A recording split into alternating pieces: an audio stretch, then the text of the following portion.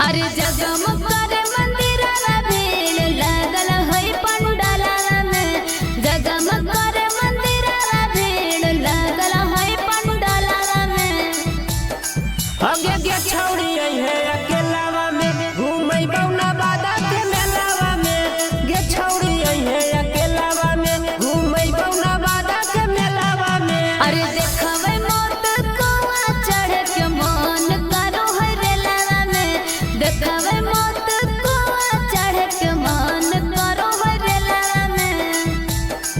आगे के छौड़ी है अकेलावा में घूमै से पूरा के मेलावा में, गे छौड़ी है अकेलावा में घूमै से पूरा के मेलावा में।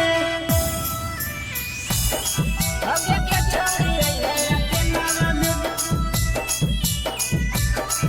घूमै बौना बादा के मेलावा में, गे छौड़ी है अकेलावा में घूमै बौना बादा के मेलावा में। कैसे अइलौ रे बाहर पूछा देर रे ठहर, मम्मी पापा से छौड़ा हमरा लगो बड़ी डर। जाते हो कोई नहीं दूर तो आई है जरूर, जे तोर करतौगे मन हम खिलैबौ भरपूर। अरे देख लेते कोई तो हो जते लफड़ा टिकते गाँव घर टोला में, देख लेते कोई तो हो जते लफड़ा टिकते गाँव घर टोला में।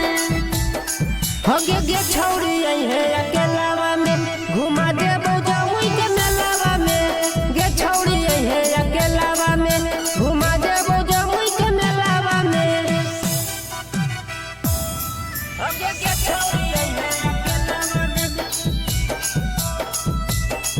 घुमै बौना बादा के मेलावा में,